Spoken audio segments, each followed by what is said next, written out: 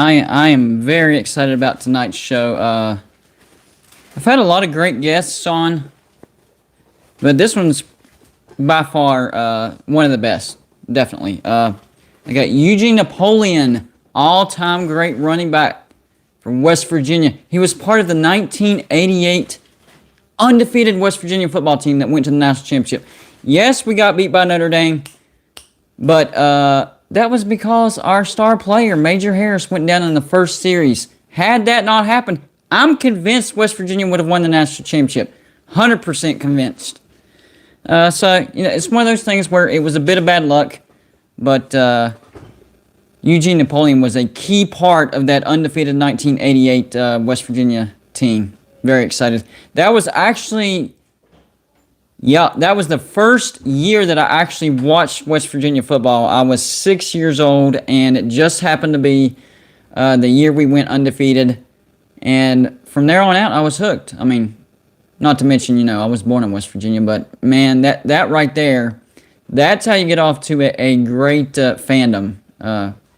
Been a West Virginia fan ever since. So excited about that. Excited to have him on. This guy, I keep mentioning that he's an all-time great player from West Virginia, which is true, but he's got so many accolades. He's very well spoken. He's an accomplished author, motivational speaker. He does a lot of great work. Let me do a quick check on my sound here, guys. All right, we're good. Making sure I don't get any buzzings or beeps or rings while I'm doing this. So, yeah, it goes beyond the football field with Eugene Napoleon. He's an all-around great human being, and I 100% appreciate him coming on the show. Awesome human being. And special thanks to my sponsor, Joey, for getting him on here. That's one thing, I got to give a shout-out to Joey. That was probably one of the best decisions that I've made for this YouTube channel, bringing on Joey, because he's gotten so many great guests on here for me, and he's helped me direct the channel in a direction that I wanted to go, but still, give me advice. What's it called? Constructive criticism. He's great at constructive criticism, and if you don't have somebody in your corner that can give you constructive criticism, it could go off the rails real quick. So, Joey, just want you to know, man, I appreciate you. You've brought in a lot of great guests, but beyond that, you've been a great friend and a great mentor as well. You've helped the show out tremendously. I made so many connections through Joey. I never thought it would happen. So many, YouTubers that I've been watching for a while, I was like, man, I want to be like, I want to have a show like that person. I'd love to meet that person. Lo and behold, it happens. And it's because of Joey, because he's actually been a part of the YouTube community for a while now. Longer than me. So he knows all these other people more than I do. Became friends, acquaintances. I'm talking about people like Mark Rogers, Uncle Lou, Pigskin Pete, Coach Coop, Coach Hayes, Eugene Napoleon. A lot of great people from YouTube and from the sports industry. So, awesome stuff right there.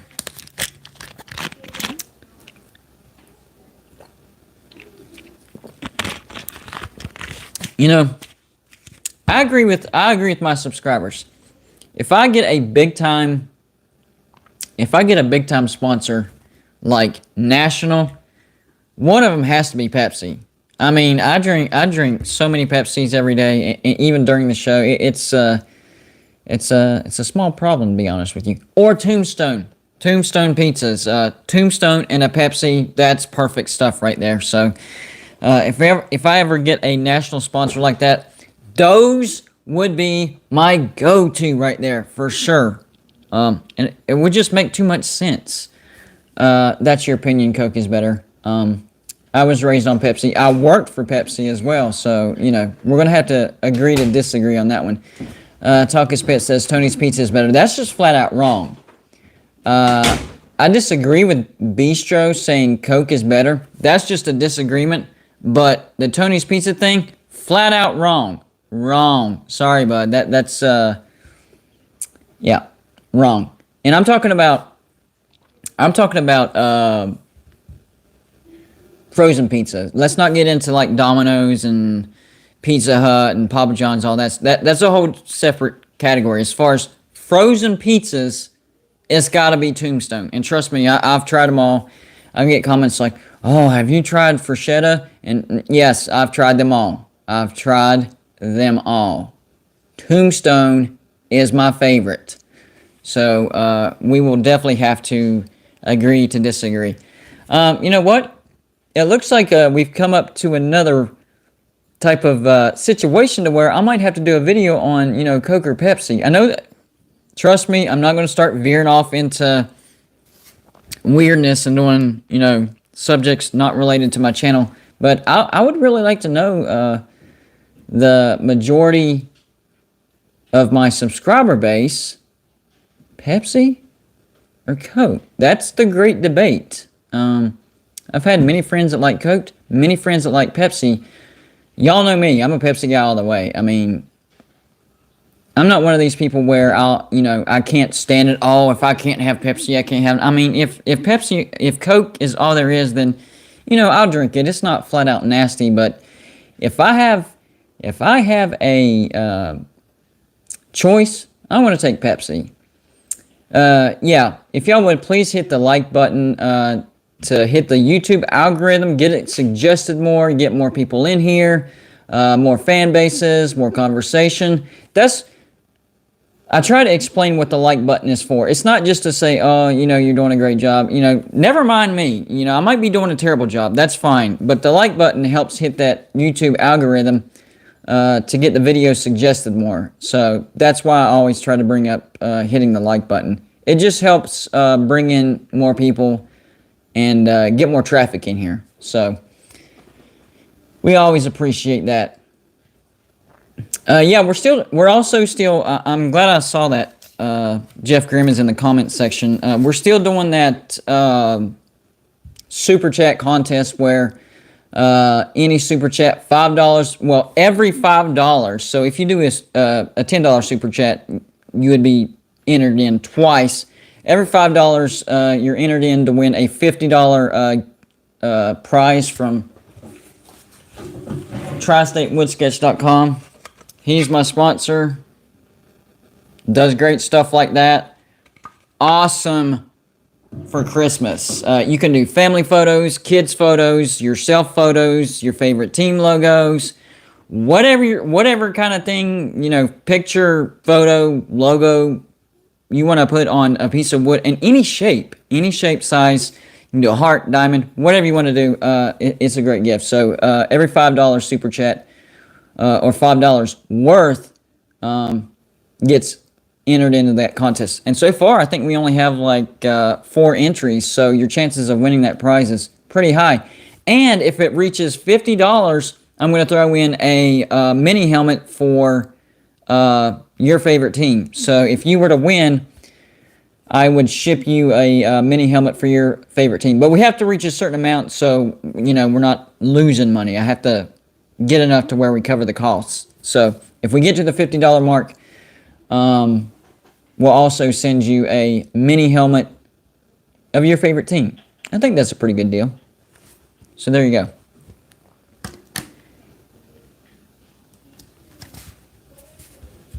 Who all we got in the chat? Oh, super excited. Very soon, I will have internet, so I won't have to do this phone thing, because this is right here, what you're seeing. I know you can't see it because my arm goes off screen, but I'm literally having to touch the screen to scroll through the chat. I don't like that. I don't like it at all. So we're going to have internet, and so I'll be able to do my laptop, graphics, the intro to the live show itself is going to be way better. Excited for that. So that's going to be coming soon. Anyways, let's get back to the chats. Of course, we got Joey Foster, my good friend and great sponsor. Talk This Pitt is in the house. See, that proves that West Virginia and Pitt fans can get along. Can get along. As long as you don't report me to YouTube just for disagreeing. Come on, John Waffle.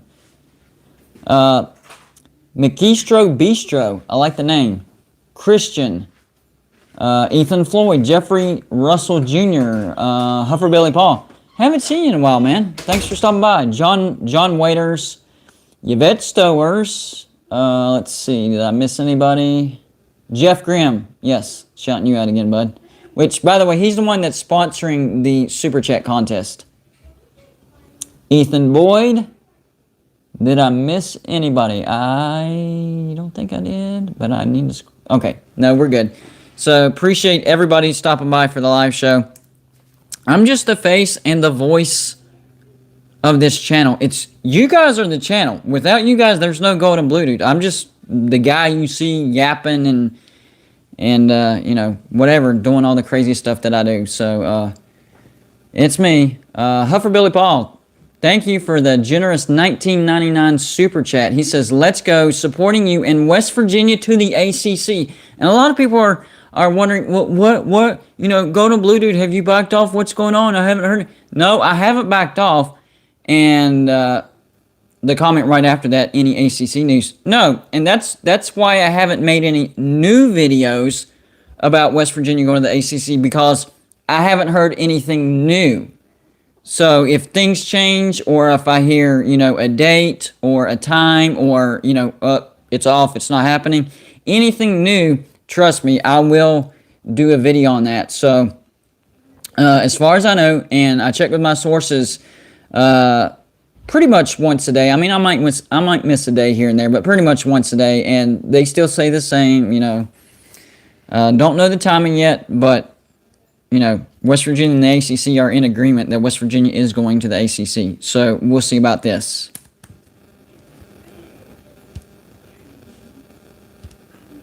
It is time. You are on with Golden Blue Dude, and I am super excited. I don't know about you. How are you doing this evening? By the way, guys, this is Eugene Napoleon, the guy I was talking about, part of the 1988 undefeated West Virginia football team. Amazing author, accomplished human being, well-spoken, all-around great human being. How are you doing this evening, bud? Listen, first off, I appreciate you having me on the Golden Blue Dude show. I'm doing well. I'm blessed. Thank you so much for having me on. How are you? You know, I'm right there with you, man. I am super blessed. You know, this channel just turned 2 years old, and I was hoping to be to 1,000 subscribers by year 3. Here we are. We just turned 2 years old, and we're up past 4,000. So I am, you know what? I'm beyond blessed. I'm blown away, man.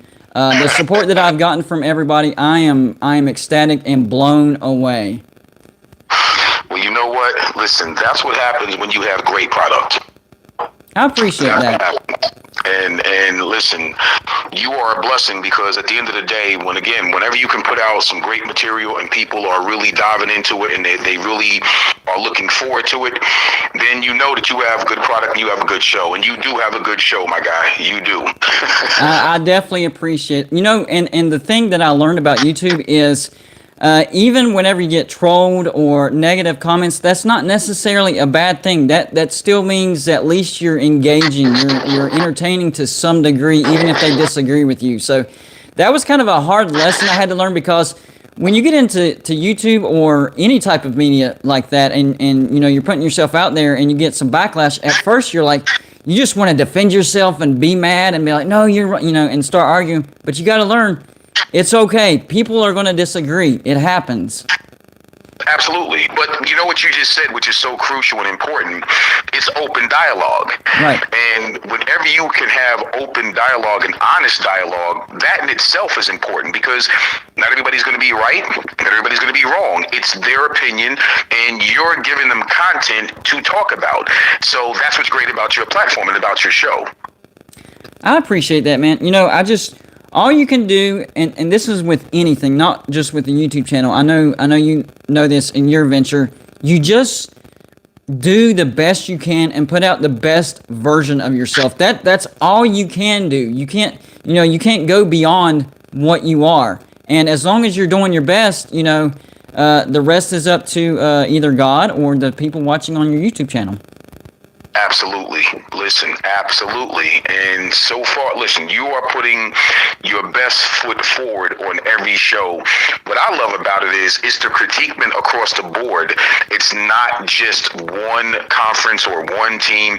I'm a fan of college football. Obviously, I'm a huge fan of West Virginia, obviously, but I'm also a big fan of college football altogether. So when I'm watching your show and I'm seeing you talk about all of it in its entirety, that's important because, again, you're reaching out to just college football lovers like ourselves, but more importantly, different facets in different areas around the country, which is very important.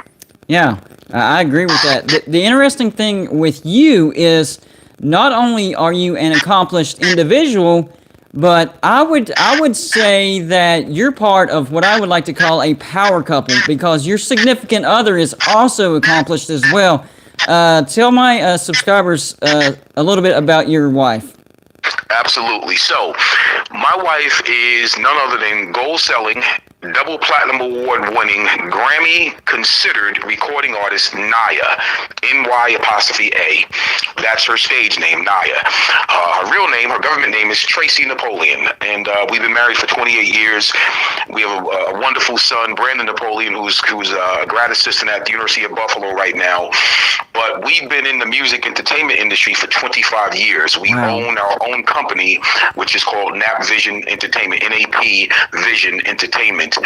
And I'm just so proud of her accomplishments. I started our record label 25 years ago for her. She writes all of our own material. We have a distribution deal with one of the bigger, actually it was the biggest digital distributor in the world, in Grooves, some 18, 19 years ago, and we've been with them ever since. So that's, you can literally buy her music on any and every digital streaming platform in the world. She's had 16 #1 hit singles, but let me say this, which I'm really excited about. 304, she wrote the record 304, which is the title song to my Inside the Jersey Eugene Napoleon documentary, which is about my time at West Virginia University. So we filmed it on campus. We released it 2 years ago. Skylar Callahan and his crew produced it for me. And my wife wrote 304, which is all about the great state of West Virginia, as the title song.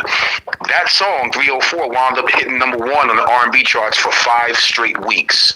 That's great. That's an accomplishment right there. That is awesome. And that circles back to me. It helps to be your best if you have a partner in life that helps bring out the best in you. And I'm blessed to have a wife that does the same for me. She supports me. This takes up a lot of time, but she still backs me up. She supports me. She knows the goals that I have with this channel, and I couldn't do it without her. And it sounds like you're in the same situation, that you're backed by a great woman, and that's how it should be. And that's a ticket to having a successful life. That's what I would have to say about that. All right, so what I want to do here is I want to start. I'll call it a journey, okay? And we'll start back in your playing days at West Virginia. I kind of want to go through, kind of the road that West Virginia University football has gone down since your playing days. So, what state would you say the football program for West Virginia University was whenever you got there? When I transferred in to WVU was 1986, and I had to sit out a year transferring in from Pittsburgh. At that point, they were just about turning the corner. Coach Nealon had just recruited a real good class the year prior, actually 2 years in a row prior to that. So when I got there, they were just on the cusp of being really good. Yep. So the year I sat out was a tough year for them. You know what I mean? They played Miami and those sort of teams, and it was an interesting season to sit on the sidelines and watch. Right. When I became eligible, my first year on the field there was 87, and of course we played Oklahoma State in the Sun Bowl that year. Mm-hmm.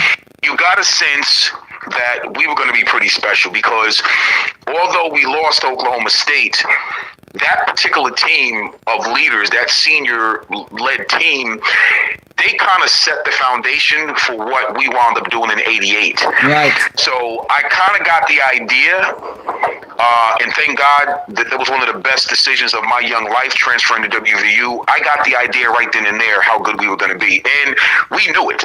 Right. We knew we were going to have a good football team. So it turned the corner from there. Obviously, '88, arguably, most people would say was probably the greatest team that West Virginia fielded in many years, that undefeated season. Yep. And then, of course, '89, my senior year, we wound up playing Clemson in the Gator Bowl. Yep, I remember that too. That was actually, let's see, the crazy thing is, I was 6 years old for that '88 team, and you were the first West Virginia running back that I had ever watched, ever, because that was the first year that I started watching West Virginia.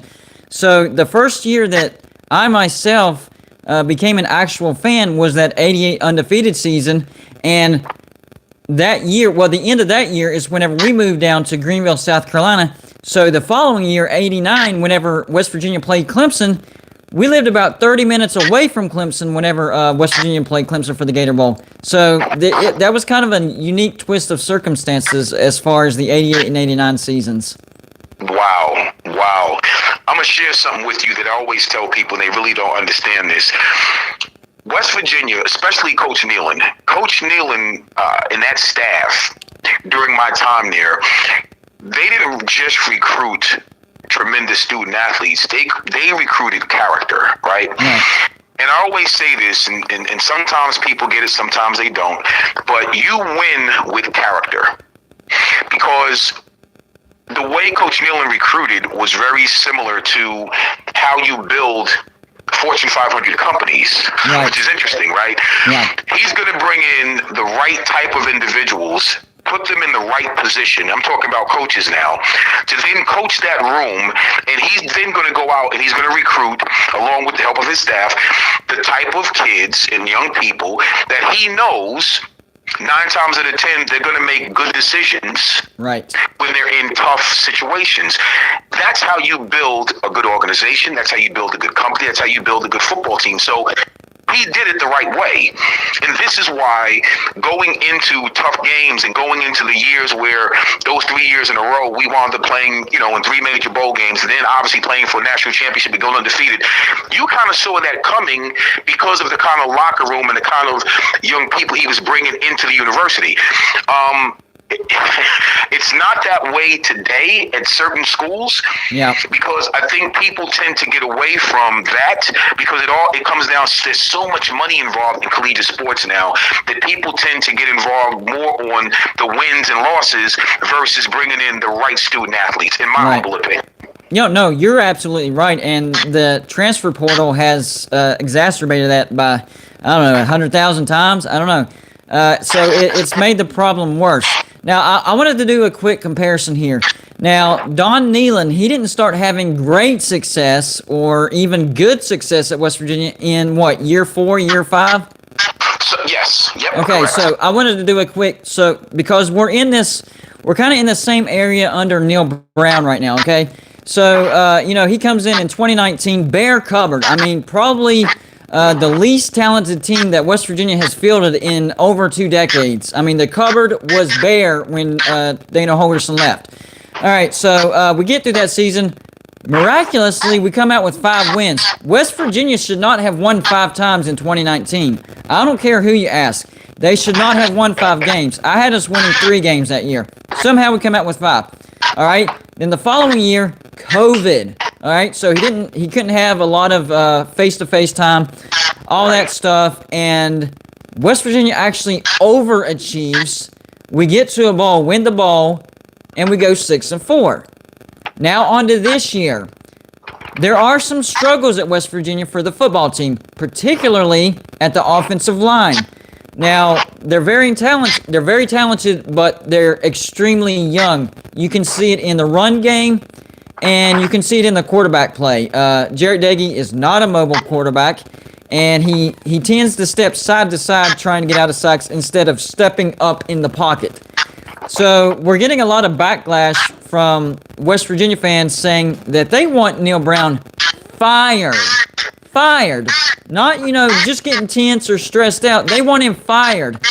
And, whenever I defend him, I'm called the Neil Brown apologist. But the thing is, what they're not realizing is there has to be a foundation, and you have to put it together brick by brick.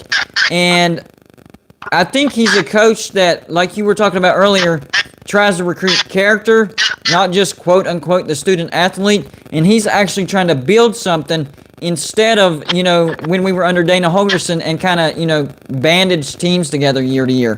What would your thoughts on that be? Listen, let me tell you something.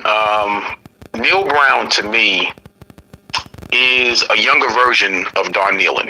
100% agree. And the reason why I say that, Coach Brown understands patience is the key. Things aren't done overnight, especially when you're talking about building an entire roster from top to bottom. So he gets it and he understands this. So everything you said, you're spot on. It's very, very true.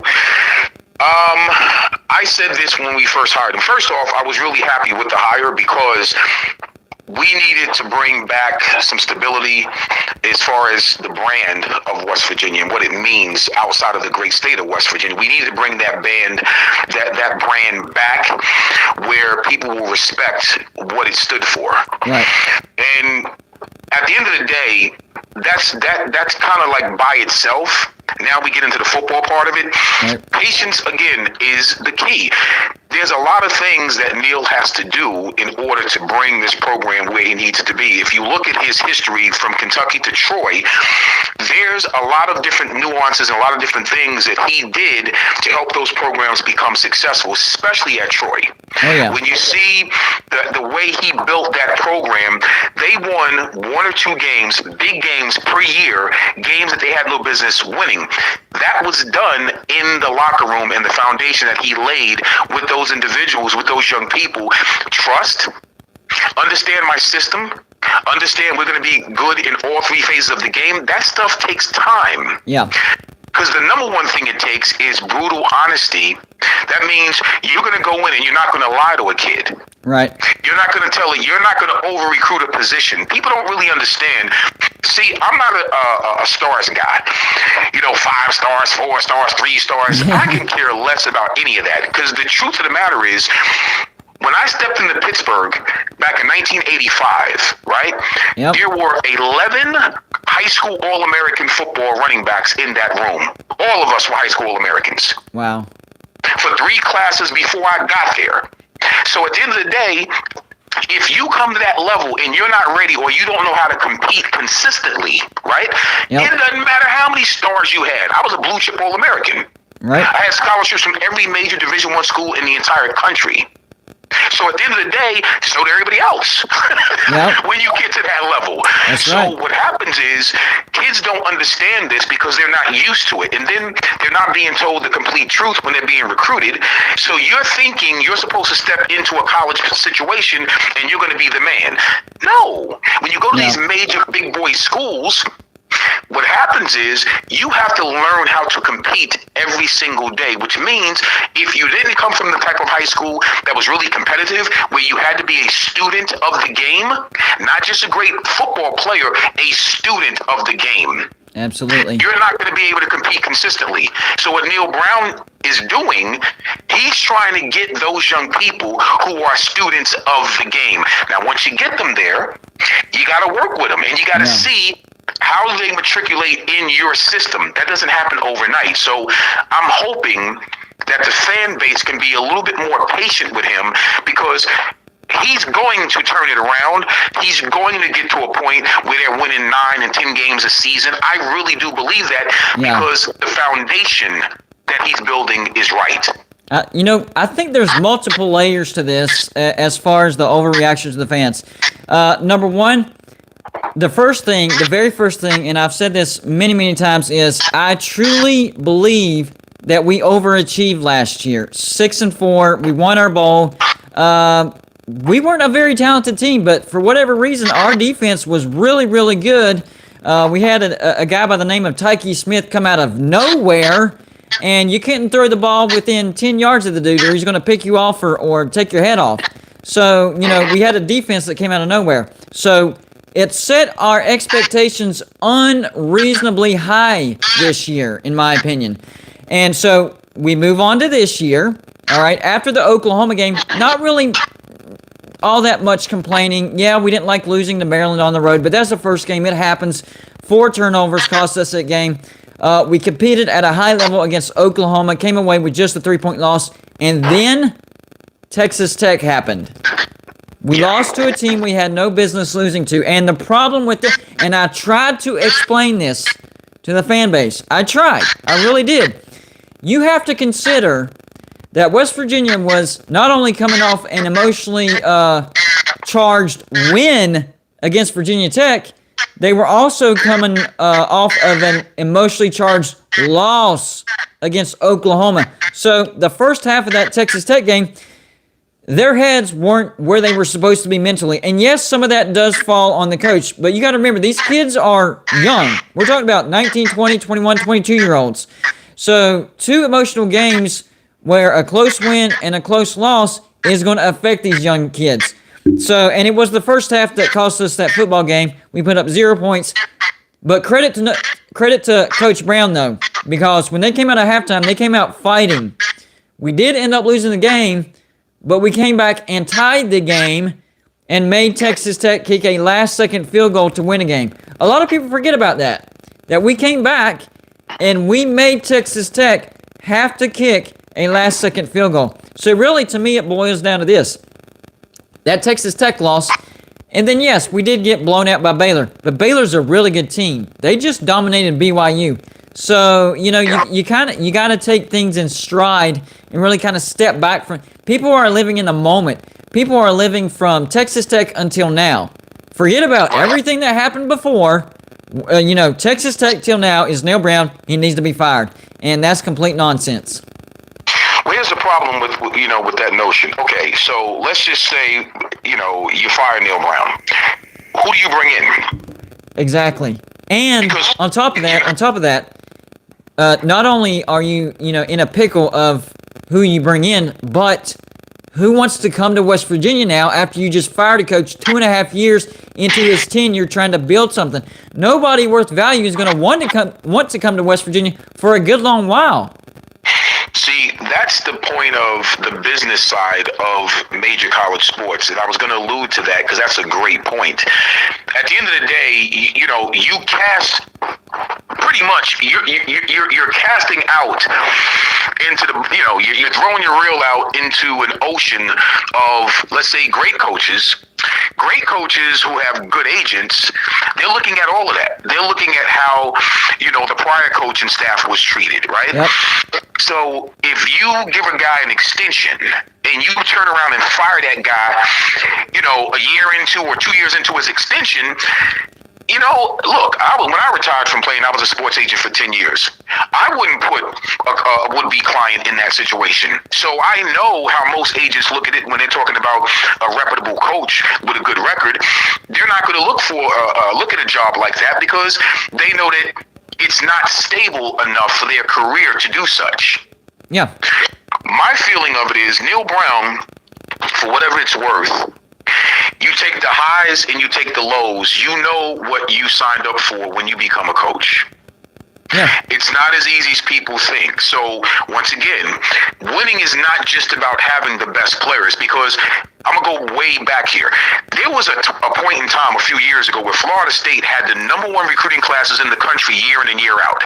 Right. Now, you ask, how many national championships did they win with those classes? 0. Yeah.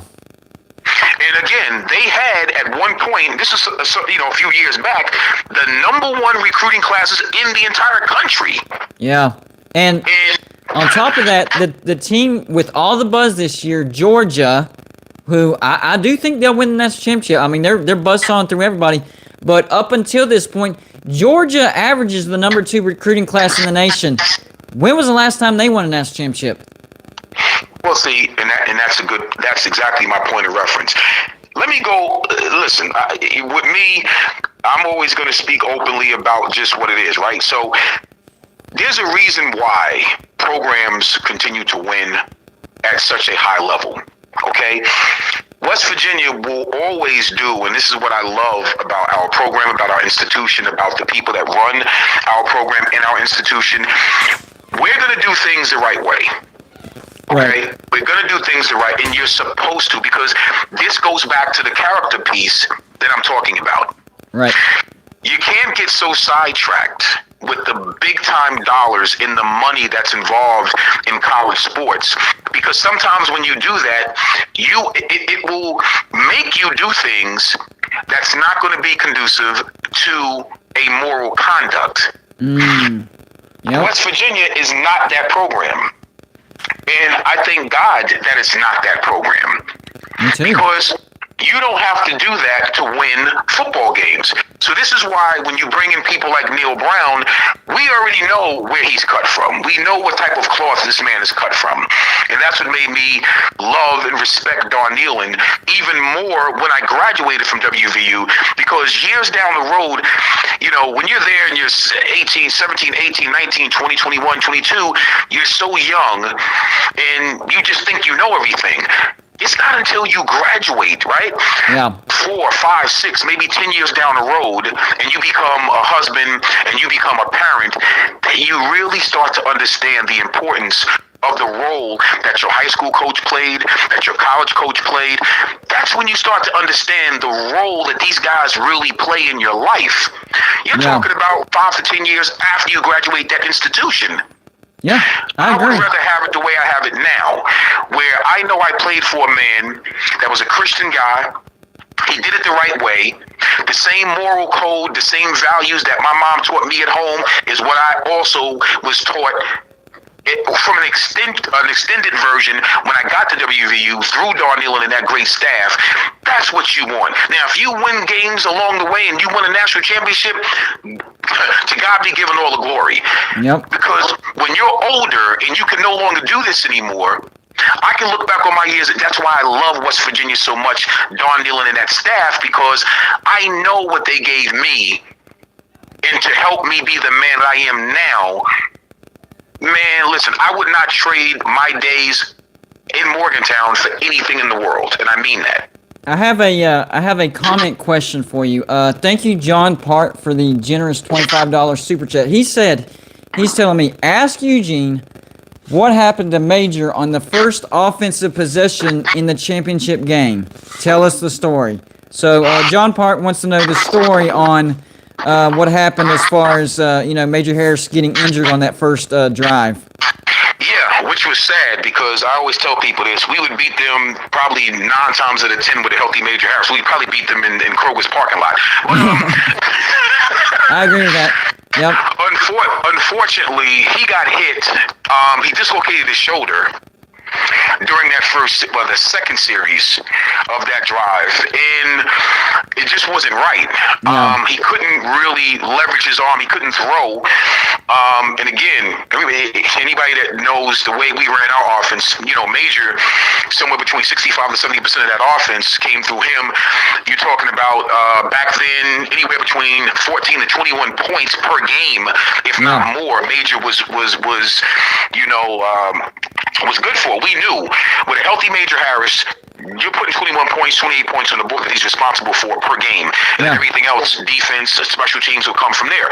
So when that happened, we had to change. We put Greg Jones. Greg Jones, don't get me wrong, was a full, capable quarterback. A lot of people don't remember. He was at Miami. I believe, and he tested. No. Who was there? Kosar? No, wait a minute. It may have been Testaverde.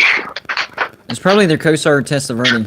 Yeah, it may have been Testaverde. So he was there in with a fully loaded Miami team before he transferred to WVU. So Greg Jones was a fully capable quarterback, very talented in his own right. But we did not run the same style of offense when Greg was in versus when Major was in. So to put him in that position in that type of game, it just didn't click for us. And when it did start to click, it was too late in the game. Yeah. But I will say this. I know for sure, and I've talked to many Notre Dame players years after the fact, actually even talked to Rice, their former quarterback, about 2 years ago, and we kind of laughed about it because he knows. Had Mason not gotten hurt, that's a totally different ballgame. And I'm going to tell you real quick why. With Major being as dominant as he was in the run game and also in the passing game, people don't really understand that changes your field position as well because it helps your defense. Yes. When you're sustaining drives and you're getting first down after first down after first down and they're long drives, you have a well-rested defense. Yeah. So we scored quick, but there were certain games where we really had 10-play drives, 12-play drives, 11-play drives. That helped our defense. Yeah, and I think that's the biggest transition, what you're talking about, long sustaining drives, taking time off the clock. We're transitioning from the, high-tempo, strike-fast Holgerson era, which wore our defenses out. I mean, sure, we could put up 40, 50 points, but, I mean, it was so fast. When we went 3 and out, our defense got, 30 seconds of rest, maybe a minute if they were lucky. And even when we scored, it was 3 minutes. So if we missed a drive or two, the game was over. And so now we're transitioning into the Neil Brown era, and he's going back to what Don Nehlen likes to do, and that's long, sustaining drives, score a touchdown if you can, field goal is the second choice, but even if you don't score any points, chew clock and give your defense a rest. Absolutely. I think where people are getting probably more frustrated as well, when you're playing in the type of conference that we're playing in, and you're playing against offenses, although it's a little bit even keeled now that I noticed from what it was when we first, got into the Big 12, where everybody was running some semblance or some version of the air raid type of offense, where the points were freaking high. When my son got to WVU, he was part of Dana's first recruiting class back in 2012, and oh my goodness, it was nothing to see those type of games, 60 some odd points, 70 points on the board. It's like, oh man. Now it's kind of a little bit more even keeled, but I think fans get frustrated because they're looking at, well, how come we can't sustain drives and score a whole bunch of points?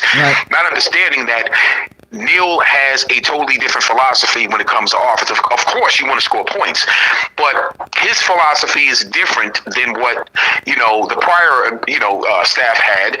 So you got to kind of build in some time for that, which means again we're gonna have to be a little bit patient because I really do believe we're going to be a little bit happier within the next, God willing, if Neil can make it through this.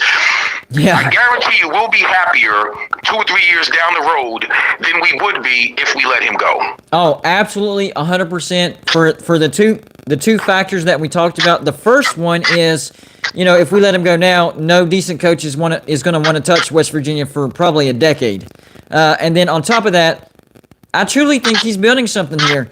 And he's actually going to have his first full recruiting class coming in next year.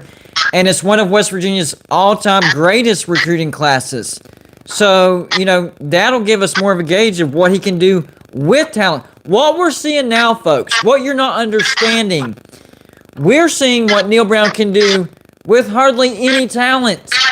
And last year we had a winning season. We won a bowl. It was a miracle. Y'all don't realize this. That was a freaking miracle. Now, this year, yes, we've come back down to earth, but you're still seeing a good coach doing the best he can with just a little bit of talent. Next year is what we'll see a good coach do with better talent, good talent. So, we need to make it through this year. Even if we don't get to a bowl, I'm okay with that. And see how much progress we make next year. I think next year will be the biggest progress as far as since he's gotten here that we'll see since he's been at West Virginia. Now, I'm not saying 9-10 wins or anything like that, but a good 7-5, possibly 8-4 season, something like that.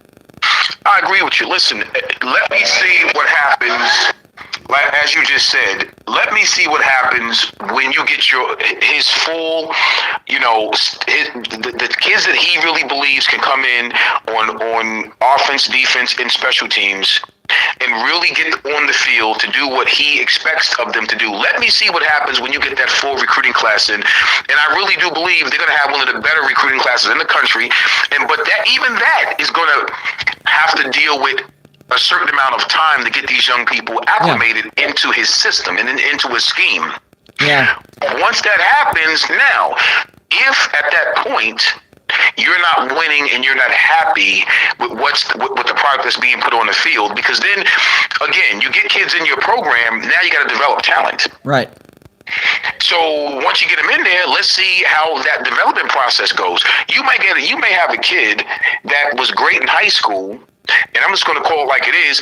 That's because in high school, maybe that kid didn't play in a real competitive conference or even a real competitive state. So he may have been the best thing on the field. Okay, well, you recruit him and you get him to your university, and maybe that kid doesn't transition well. Yeah. Maybe that young person doesn't develop well, and he might be redshirted. And if he lasts, because of now the transfer portal, like I said, like you said earlier, which is a really good point, everybody thinks that the grass is greener on the other side. Oh yeah, absolutely. And that's another thing that fans are having a difficult time with. All right, so what's going on now is we are having a few players enter the transfer portal, and on their way out, they're making such accusations as, we were promised this amount of playing time and we're not getting it. Well, what I'm hearing is they were promised this amount of playing time if they put the work in and did what they were supposed to do. That wasn't happening. They weren't developing. They weren't putting in the work. Therefore, they weren't getting the playing time. Now they want to go somewhere else where they don't think they're going to have to do the work, but still get the playing time. So the fans are listening to this crap on the way out, and they're trying to translate it into, well, Neil Brown's not a good coach. He's not, he's not vibing with the kids. He's not keeping promises. He's lying to the kids. That's not what's going on in Morgantown. What's going on is some kids can't cut it, or they just don't want to put in the work, so they want to transfer and say something nasty on the way out. Well, I also think, too, it comes down to understanding where you are. So, for instance, back in Coach, and I'm sure Coach Brown has it the same way. So you're looking at your opponent throughout the whole week.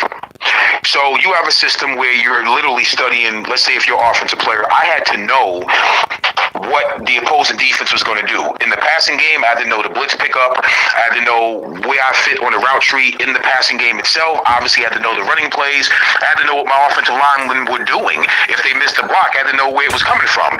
So you get graded on this stuff throughout the week during Coach Nealon's era there. So at the end of the day, if you didn't grade out well enough, then how are you going to play if in the passing game, if you get a blitzing linebacker, depending on the scheme that the defense is running, and you miss, picking that blitzing linebacker up and you get your quarterback head taken off, why am I going to play you, or how am I going to consistently play you if you don't know what you're doing? So see, what happens is if the fans understand that part of it, and that's where being a student of the game comes in, you really have to understand what you are doing. So again, I don't care if you was a 10-star. If you get to that level and you cannot pick up the playbook and you think that your talent is going to get you on the field, you have to be as smart in the playbook as you are as talented at that particular position, no matter what position it is. Yeah. And it has to be consistent. It has to match up. If it's not consistent, how could I put you on the field if you don't know what you're doing? So I'll use your position as an example because you kind of put the picture together for me. So basically what it is you could be a 4-star running back and have blazing speed, be a pretty good running back, but if you're that running back that doesn't know where the blitz is coming from, and you get your quarterback sacked, 3 or 4 times a game, you're probably going to see less playing time. Absolutely.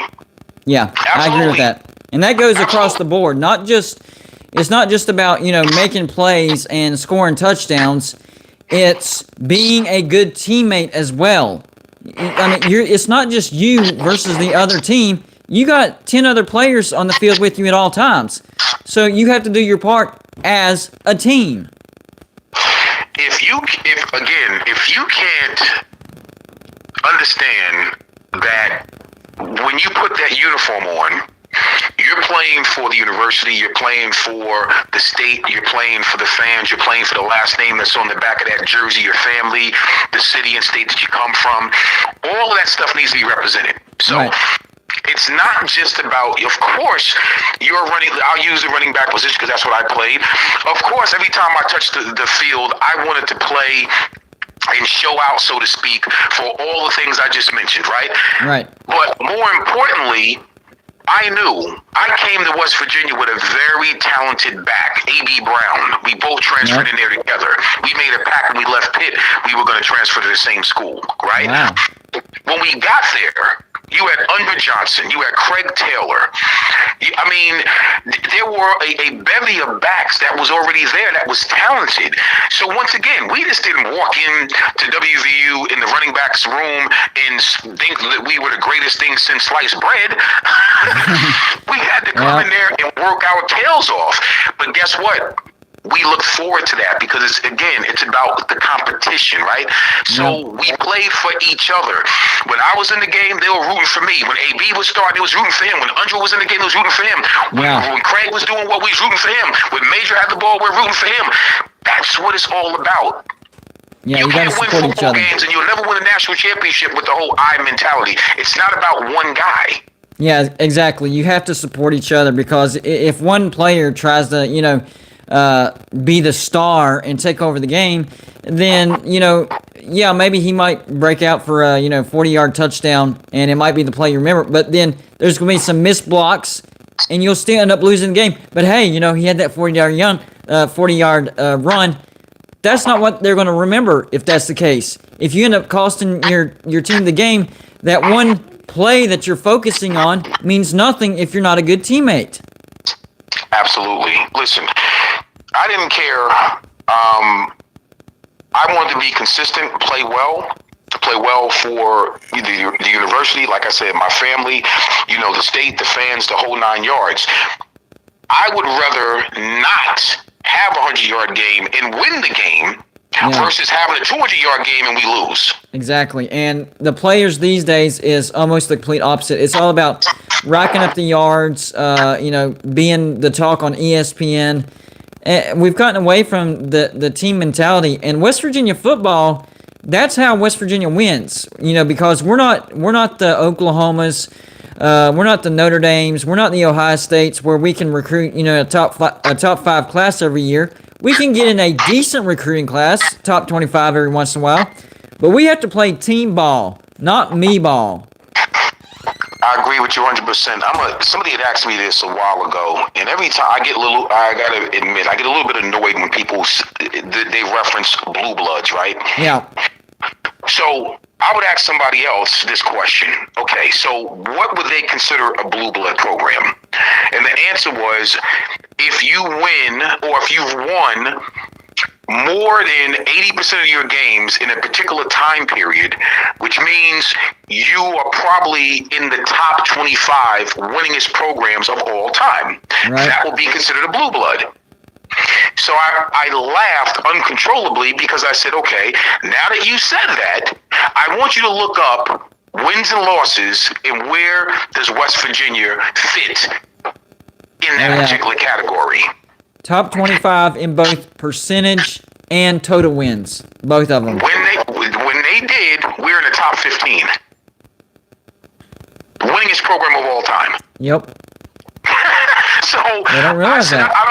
Thank you. I said I don't want to hear nothing else about a blue blood because with that definition, as we just broke down, that means West Virginia would be considered a blue blood. Yep. And the thing that I've explained to West Virginia fans, which they probably already know, the issue as far as being labeled the winningest program not to win a national championship. So the reason that is number one, we're a very successful program.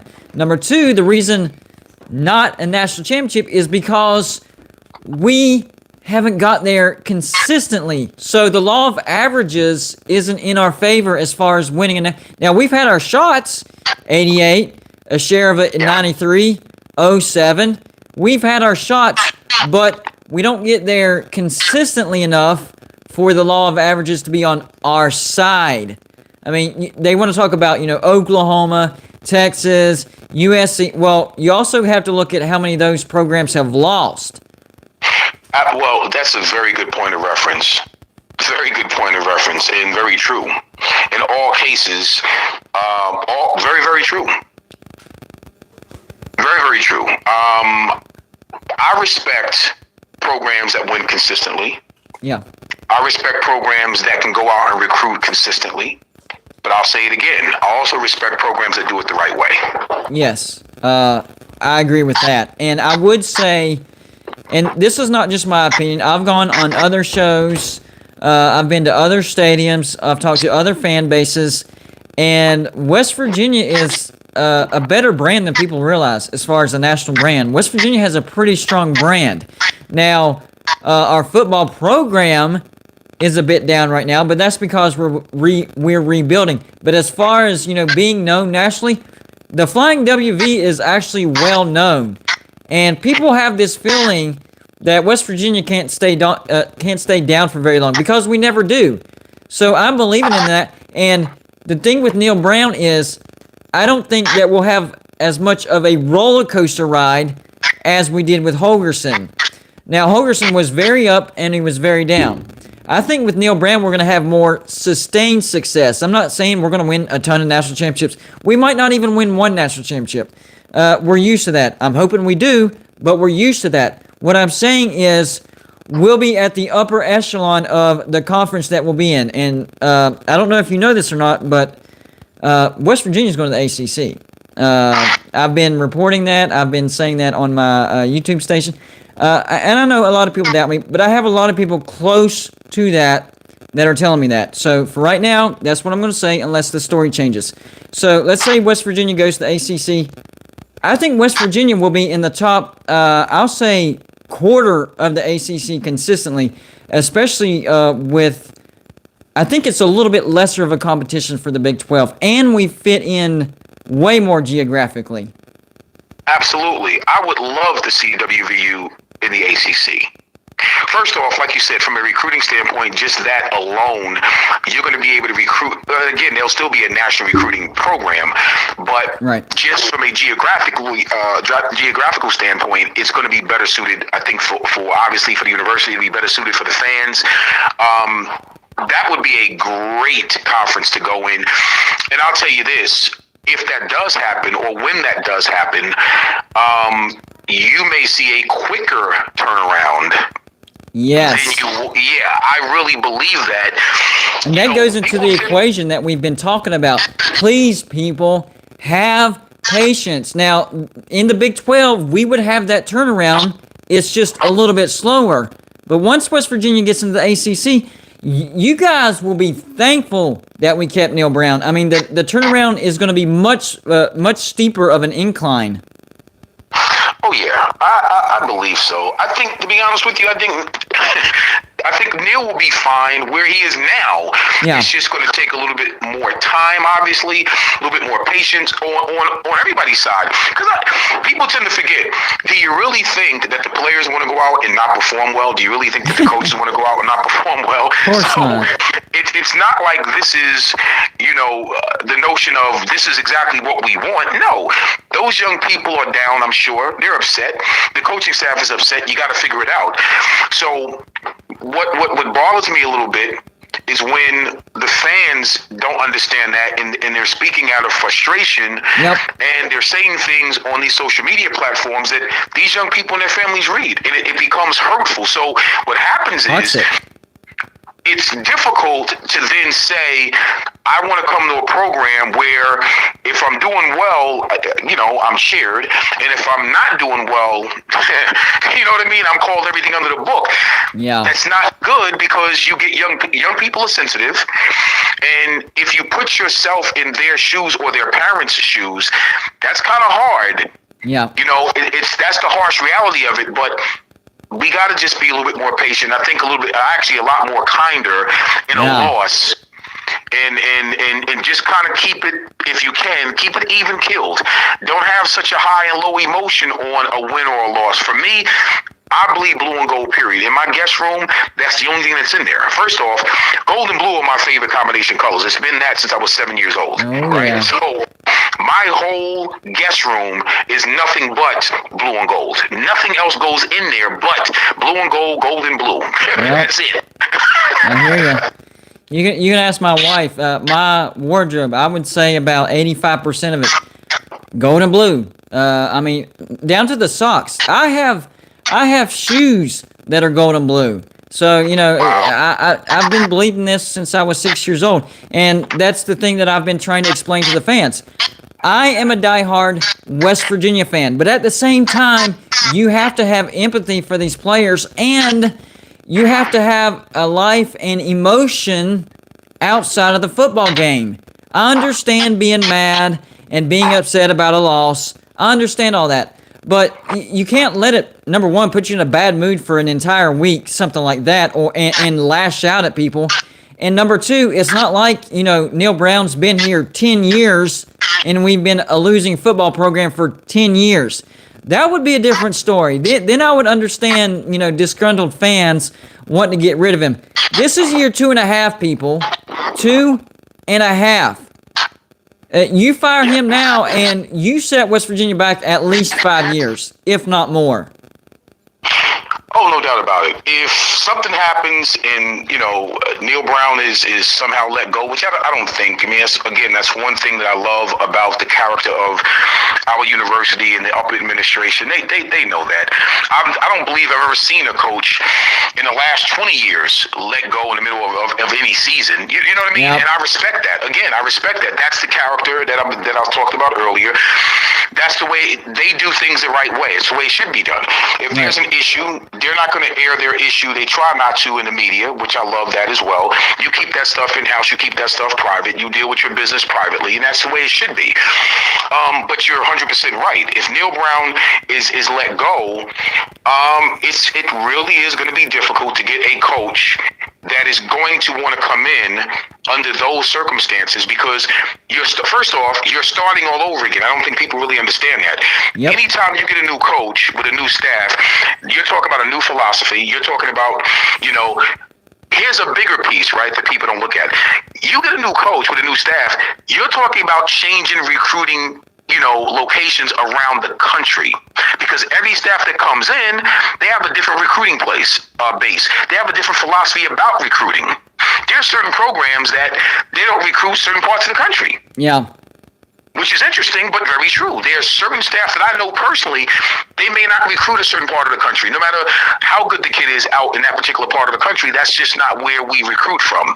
That hurts you as well. So you have to take all of that stuff into consideration when you're talking about letting a coach go because they didn't win quick enough. Exactly. And what you talked about, a commenter just brought it up again, piling it on would be they just extended him last year. So not only would you be firing a coach that you just hired 2.5 years ago, you would be firing a coach that you just extended 1 year ago. I mean, you talk about red flags. No decent, hardworking coach that's willing to invest their heart and soul into West Virginia is going to want to come within 500 miles of Morgantown if we do something like that. Here's the problem, and you're 100% right, and to add on to what you just said, which is very poignant, is this. Why would I come to a place that extended me, which showed some level of commitment, but then pulled it back because they fired me, right? Mm-hmm. If you don't commit to me, why would I want to get there? I'm not going to commit to you.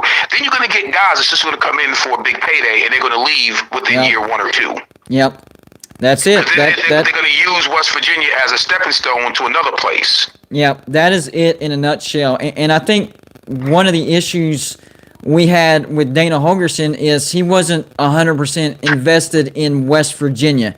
He was invested in getting that payday and a stepping stone, and we all know where he went to a place where he can get more of a paycheck. And his philosophy was go out and get the best student athletes he could via the transfer portal. And that's why we're in the situation that we're in, because you can only sustain that for so long. He knew what was coming. That's why he asked for the raise. West Virginia said, no, thank you. Off to Houston he went, making even more money. And now we're suffering the repercussions from building teams based on the transfer portal, because that's all West Virginia did for a solid 6-7 years under Holgorsen. I'm glad you brought that up, because once again, I was asked this question a few months ago about how do I feel about kids who transfer into places or junior college prospects, right? And my thought on that was, well, you can't sustain and build a winning program for the long haul with that philosophy. Reason being, if you bring in a decent recruiting class of high school kids, and then all of a sudden you've told their parents that you're going to work with their son, and you're going to build him, and you're going to help him be the best he can possibly be, and then right in the next month of that kid committing to WVU, you get 3 junior college kids, right? Yep. You bring them in and you out-recruit that particular position, meaning if you had 2 running backs and you bring in 3 other JUCO running backs, that freshman that you just brought in is not going to see the field. Exactly okay. Right. So now his parents are ticked off. The kid is a little bit ticked off because he knows you got 3 to 2 other kids above him who already have playing experience at a JUCO level. They're going to have to play because you're not going to bring those kids in and sit them. So what did you tell those kids to get them to come to university and stockpile at that particular position? And I'm just using it as an example. When you do that, you kind of like wipe away the credibility of your word to the parent and to the young man. So what are you building in your locker room? A disgruntled, separate locker room, because when that young person does get an opportunity to play, he's not going to be too happy with you because he'll probably want to play in his redshirt junior year at that point. Yep. And if you mess around and bring in another JUCO kid in that timeline, he's going to have to compete with that kid. That's not a winning proposition for a long-term fix. You might get away with that 1 or 2 years, but anything past that, you're going to have to learn and start developing the high school kids that you're bringing in. That was one of the major problems underneath Coach Hogerson. He didn't develop the younger talent, the high school level kids, because he was so inundated with bringing in the JUCO kids. And where he came from, that was part and parcel as to how they built programs. But it wasn't sustained. And you can look at any program that he came from, they won big games and a lot of games in a short period of time, but there were no national championships, I believe, from where he came from, because it was built on that philosophy. Yeah, I agree with that. And then that kind of explains why his recruiting classes were so weak, because he wasn't recruiting based on, laying a foundation. He was recruiting kind of based on, where do I need to fill in, because I have too much overhead at running back. I'm kind of thin at linebacker, so, I'm just going to get a few reasonable players to fill in that position, and never had a real solid foundation. And Neil Brown, something that Hogerson said on his way out, I did not like at all. He said it was impossible to recruit at West Virginia University. We all already knew that was incorrect. It was already proven before Dana Hogerson, okay? Immediately after he's gone, Neil Brown, top 25 recruiting class, 2 years in a row, he's gotten the top West Virginia recruit out of the state of West Virginia. So I'm loving that he's, attacking the state first as far as getting the best recruits out of the state of West Virginia, and just recruiting at an overall higher level than Dana. That is the sign of sustainability. If you can recruit like that year in and year out, and I believe he can, I think we're just seeing, the very first footprint of this.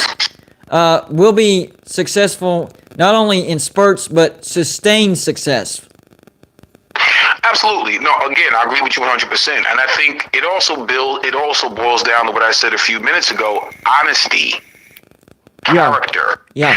When Neil Brown sits in someone's home and he's telling their parents, I'm going to do the best job that I possibly can by your son, that simply means I'm going to make sure he goes to class. I'm going to make sure he studies. I'm going to make sure he passes his classes. I'm going to make sure that we put him in the weight room. I'm going to make sure that he's going to study hall. I'm going to make sure that he's in that weight room. I'm going to make sure that we develop him to the best of his ability. Now, that's what we're going to do. On the flip side of that conversation, what is your son going to do to meet all of those criteria and all the standards that I just put out there and all the things that we're going to do? What is he going to do to meet that? Is he going to meet us 20% of the way, 30% of the way, 50% of the way, 80% of the way? Well, that remains to be seen once he steps foot on campus. Exactly right. That's the thing that a lot of fans and a lot of people don't understand.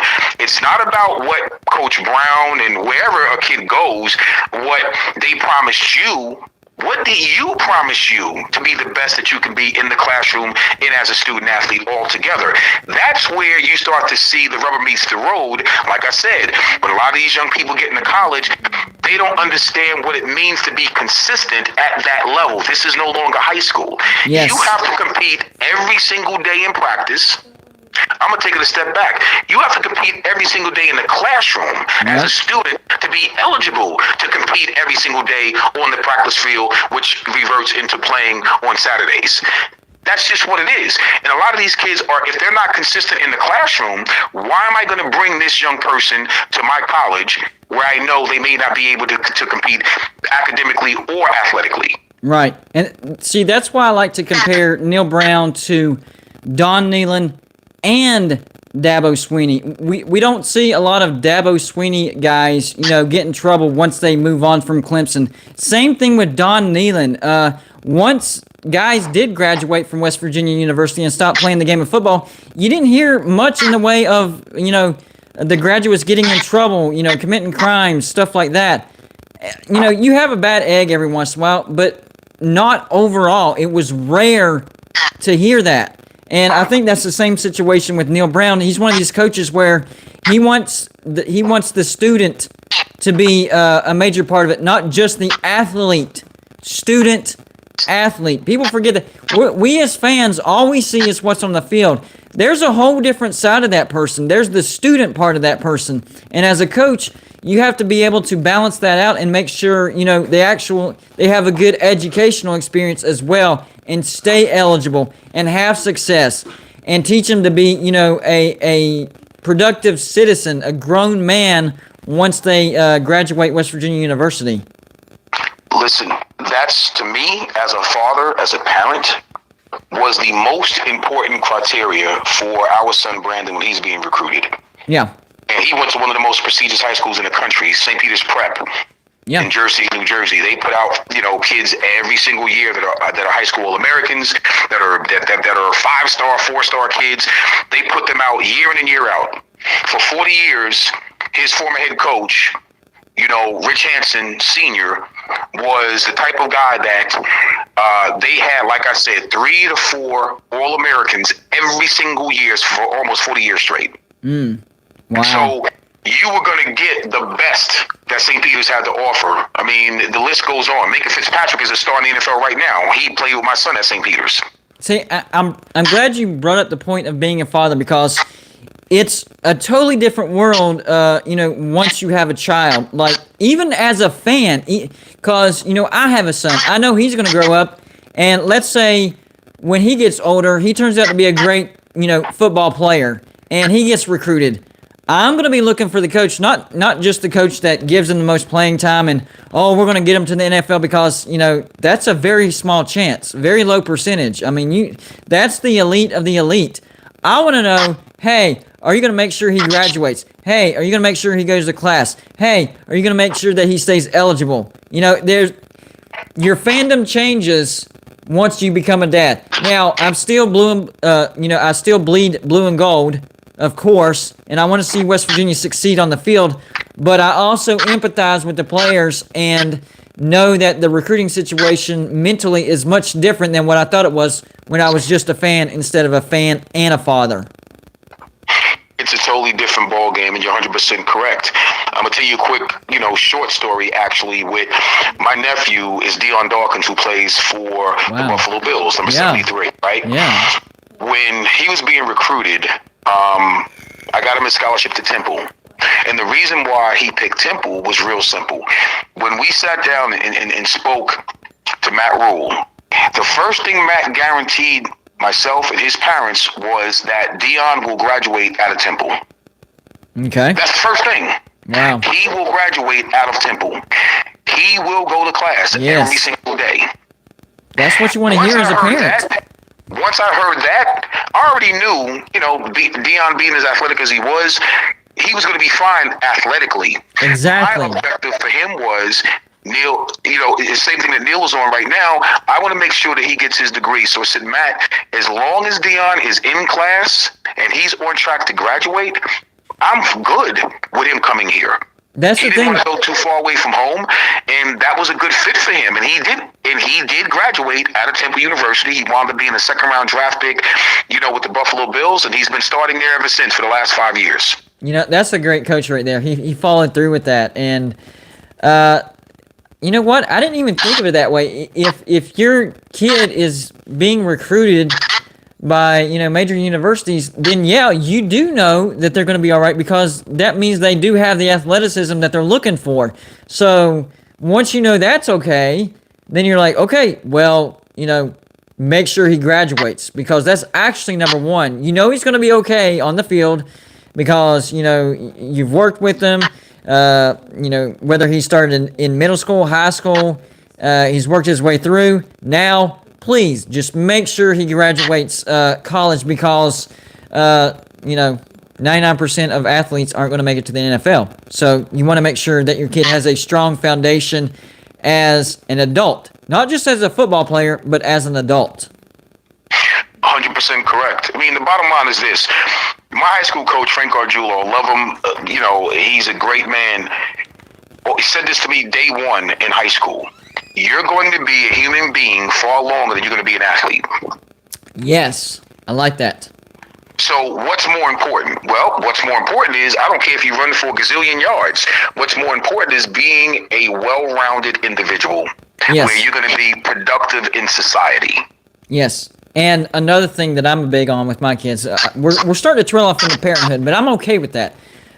When my kids grow up, I want them to have empathy for others. I want them to be hardworking. I want them to be respectful. All that is part of being a complete human being. So if you're a great football player, that's great. That's awesome. That's a good thing to have in your hip pocket. But the rest of the stuff matters too. The respect, accountability, all that stuff, being well-rounded and having a college education. My goodness, not a lot of people can say that. That's an amazing accomplishment. So if you have a coach that's saying, hey, I'm going to make sure your kid graduates college, as a parent, I can only imagine, because, my kids aren't in college yet, but just thinking ahead, I'm like, man, that's just like a golden ticket. That's pretty much saying, hey, I'm giving your kid a golden ticket to life, because he's going to have a better foundation than most grown adults. Let me tell you something. That was the biggest thing, and God bless my mom, to the grave she went. She loved Don Nehlen for that. She loved West Virginia for that, because my mom understood, and she full well knew that getting a college education, like you just said, that's your golden ticket, because it opens up other opportunities and it opens up other doors for you. Right. It's interesting that I think, again, sometimes we forget that these young people, again, they're young people. So therefore, if you put them in a position where they're not being told the truth and they're not being developed properly, you wind up doing more damage down the road than you do in the short term. Yep. Exactly. Because that young person now leaves your university disgruntled, upset, whatever the case may be. And that's not a good picture either. Again, this is the reason why I have so much respect for Neil Brown and how he's trying to build what we already had. West Virginia has a really strong foundation of doing it the right way and bringing in the right type of young people. At the end of the day, it's going to turn itself around, because if you're consistent in your recruiting and you're consistent with the type of young kids you bring in, you're going to turn the corner sooner or later. Right. I just hope that this man is here to bear the fruits of his labor. And I think he will be. But like I said, we're going to be far more happier with him in a few years than if we let him go. We're going to have to start this thing all over again with somebody else who may not be better suited for where Morgantown and where West Virginia is morally. Exactly. And that's why I purposefully drew up the comparison and asked you on purpose, how long did it take Don Nehlen to start having success? Because if you're a true Mountaineer, you know that Don Nehlen is an all-time great coach. Yep. And yes. Mr. Napoleon, you're an all-time great player at West Virginia. So for you to confirm, It took 3 or 4 years for Don Nehlen to start having success. What year are we under Neil Brown? 2.5. Absolutely. So if you're a true Mountaineer like you say you are, then maybe you need to kind of back off a little bit and see what he does here in the next few years, just like we did under Don Nehlen. And look what Don Nehlen did. Guys, let's have some patience because, if you fire a guy and you never know what could have been, that's a sad feeling to have, especially if you set your university back, years. A fact that we may never recover from even. So let's not make that mistake. One more question that I want to ask you, sir. And it's been something I've been wanting to ask you for a while. What was I don't know if I want to phrase it mentally, physically. So I'm just going to say the toughest game that you were ever involved in as a West Virginia Mountaineer. Toughest game. You can phrase it mentally. You can phrase it physically, loss, win, however you want to phrase it. Okay, that's a twofold. If you don't mind, it's a twofold answer. I'm going to say when we played Notre Dame for the national championship, mentally, that was the toughest loss that I've ever been involved with. On the professional level, on the college level, even on the high school level, right? And simply because I knew, we all did, that unfortunately because of Major's injury, we really didn't have the best that we possibly could have had that day. Right. Yeah. So mentally, that was tough. Physically, playing Clemson my senior year in the Gator Bowl was probably one of the most hardest hitting games I was ever involved with. I was thinking of that game because that was, if I'm not mistaken, that was when Danny Ford was still there. And that boy, his defenses, even though they only won the national championship in 1981, Clemson's defense in the 1980s were some of the best in the nations. And those guys were headhunters. They like to hit. Well, you know what it was? They flew around, and I mean, they got to the ball with a serious intent. Yeah, with a vengeance. They meant business. And when you have linebackers that are running back then 250, 240 some odd pounds, and they're running sub 4.4s, 4.5s, let me tell you something. And they're running sideline to sideline.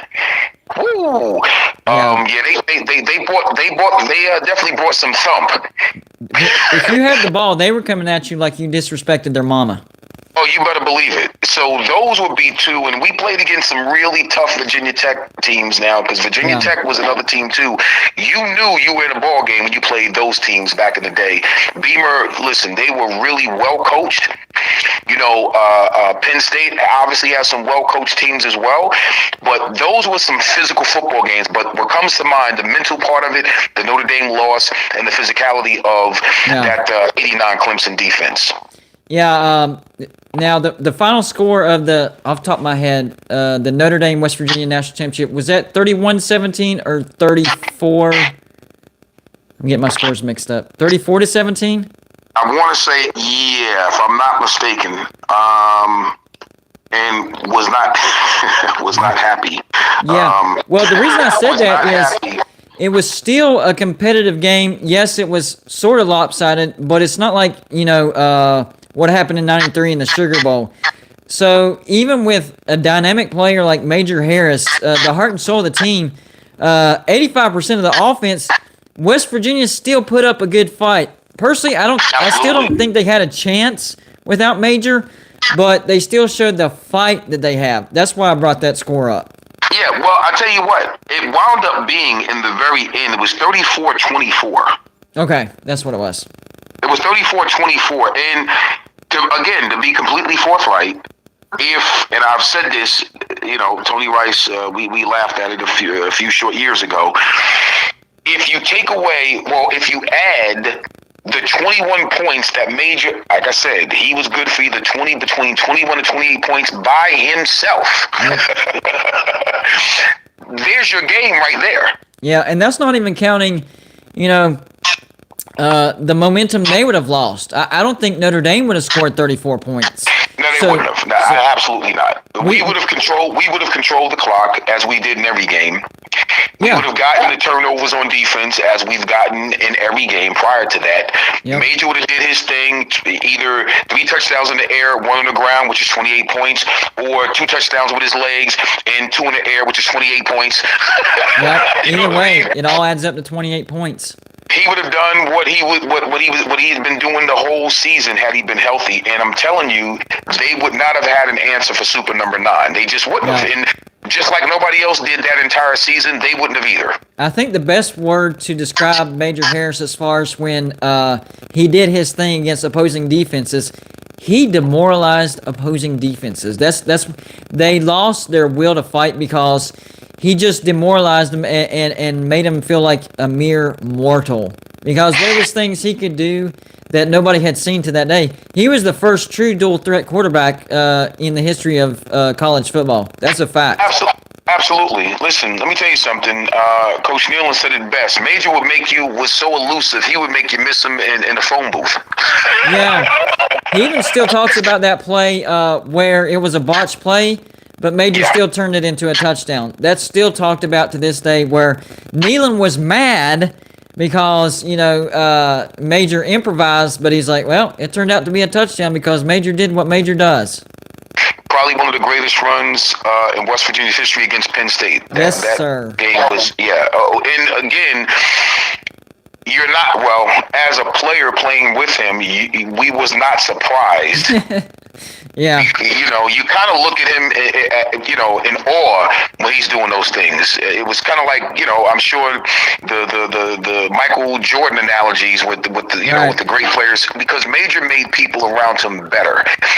A true leader, in the sense of he was never rattled in a game. He's in the huddle. If the game got tough, he would crack a joke in the huddle and have you laugh before we broke the huddle. But you knew when it was time to line up, he meant business.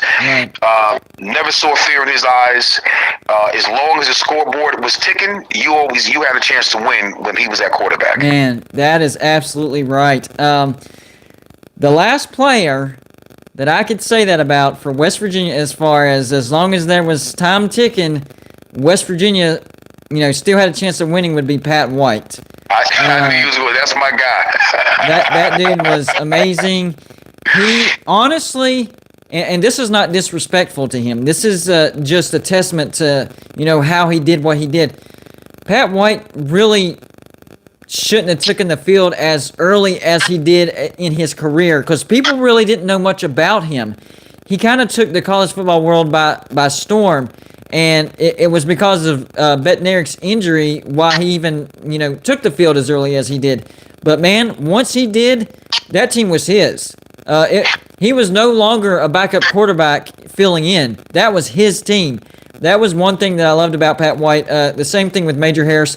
Whenever you watched the West Virginia team on offense with those two quarterbacks under center, you knew just the way the team acted around him. That's Pat's team. That's Major's team. And I think West Virginia will get back to that. We'll find that quarterback, and we'll have another one of those stretches where we'll be like, hey, remember that name?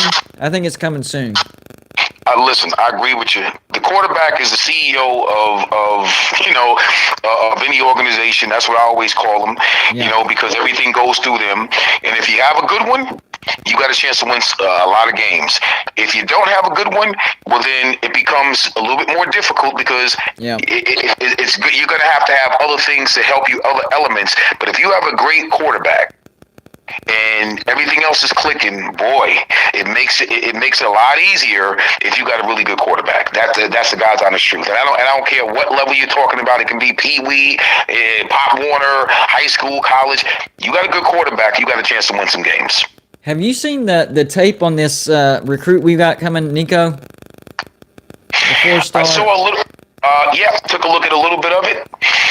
And again, I'm looking forward to seeing what happens when these young people get on campus, when they get into the classroom, when they get into learning how to be a Division I student athlete.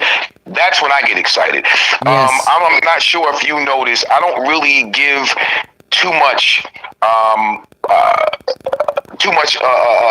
what I think about a young person until they're in the system. I got you. because I really believe that's where the rubber meets the road. Everybody gets so up in arms. Oh my God, this guy's going to be this guy's going to be that. There's so many players that I've played with, played against, and that I've seen come and go that they could have been great, but they could not consistently play at that level. Yes. And they unfortunately, Marcus Dupree was probably one of the greatest running backs to ever touch a football on any level. Yeah. But for some reason at Oklahoma, and he would admit it himself, he should have stayed at Oklahoma, but it just didn't click with him there. As great as he was. Yeah. Well, the reason I bring up Nico, it isn't, the 4 stars, the accolades. The reason I like this kid is, number one, he is invested in West Virginia. I don't know if you've seen his social media, and I know usually that's toxic, but for this kid, it's quite the opposite. This kid is 100% focused, invested in West Virginia. He's actually enrolling early, and he's actually actively trying to help West Virginia recruit all these other recruits that have been on the radar. He's going on social media and, telling these recruits, hey, you got to come to West Virginia. It's a great place. So, yes, I'm excited about his athletic ability because, not too long ago, he brought his high school team back from, I think, a 3-score deficit under 5 minutes in the fourth quarter, something like that, 3 minutes. I saw that, yeah. Amazing. But beyond that, the dude is already bleeding blue and gold. And that's what I really want to see. I want to see a kid that is excited to come to West Virginia. I got turned down by this team, so I guess I'll go to West Virginia. I mean, it's better than, a step down. No, this kid is like, man, y'all need to come to West Virginia. They got something cooking here. So that's why I'm excited about this guy right here. Absolutely. I agree 100%. You got to want to be there. I stand incorrected. There was only a minute and 10 seconds left, and they were down by 3 scores. Yep. That's insane. That was, that's very much so insane. But it just goes to show you the will of this young man to want to win and to be cool under that type of pressure. Right, exactly. And that's what made me think of him whenever we were talking about, as long as Pat was under center, as long as Major was under center, there was always a chance. Well, this kid, a minute 10 left in the fourth quarter, he was under center. They were down 3 scores. I guess his team still had a chance to win because, by gosh, they came back and won it. Absolutely. Absolutely. Well, you know what? He's going to bring that to Morgantown, and that's going to be exciting. Yes, I agree with that, man. I'm excited, man. I'm seeing comments on here. Best call-in show I've had so far. I have to agree with him.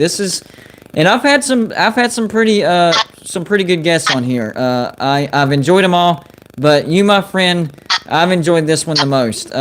This has been very much enjoyable. Later on down the road, if you have more time, we'll do this again for sure. Listen, are you kidding me? Absolutely. I'm humbled. I'm appreciative, and I'm honored to be on your show, man. Listen, whenever you want me on your show, just let me know, and I mean that. And tell the fans, thank you so very much. This was enjoyable. I love it. Look forward to doing it again. And you already know how I'm going to end this, right? Yes, sir. Let's go Mountaineers. Yes, sir. Hey, thank you for coming on, man. This was a great one. And I'll holler at you about the next live show, all right? You got it. I'm gonna give it back to you, man. Let's go Mountaineers. All right. I'll talk to you soon. All right, man. Have a good one. You too. Later. I don't know if y'all could tell. Like, I've had some great call-in shows, but that's the most fun. Like, that was freaking fun. So I will definitely have him on the show more. Endless stories, endless things to talk about. Never any awkward silences. Man, that flowed like honey. That interview right there flowed like honey. So we'll definitely have him back on the live show. And it looks like you guys enjoyed him as well. So appreciate y'all hanging out.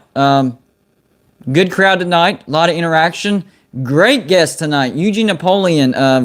I told y'all, very well spoken. The dude is very well spoken. So I'll let y'all know when I have him back on the show. I appreciate y'all stopping by. I really, really do.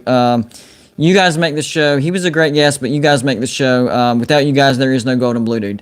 Next live show is going to be Saturday night. Saturday night times, you already know this, but in case somebody's new on here, it kind of fluctuates depending on the primetime game and how it's going. So probably sometime between 8 and 10 o'clock. We'll see how that game's going. But yeah, we'll come back live on Saturday. That was a good one, guys. Another video coming tomorrow. Probably 2. I have 2 really good ideas, and I can't really quite make up my mind on it. So we might have 2 coming at you tomorrow, all right? Y'all have a good night, and we'll see how West Virginia does against TCU. I think this is a favorable matchup for West Virginia. Now, I'm not going to let my fandom get the best of me and call and win. We might lose it, but I do think West Virginia has a chance to win the game. I think TCU is a good matchup for West Virginia. The defense is not super stingy, kind of right where West Virginia is, and the offense for TCU isn't explosive, kind of like where West Virginia is. So we might take a loss, but I think it's going to be a competitive. I think we'll see more progress in the football program against TCU. So we'll do a live show earlier on Saturday for the actual West Virginia TCU game as well. So stop by for that. Anyways, that's all for this show. I appreciate everybody that stopped by. And if you just came in on the end of this, you need to go back and rewatch the whole thing because funnest live show I've done ever. I'm going to go on record and say it. Funnest live show I've done ever. So, y'all have a good night, and I will see you on Saturday. And as always, let's go Mountaineers, baby.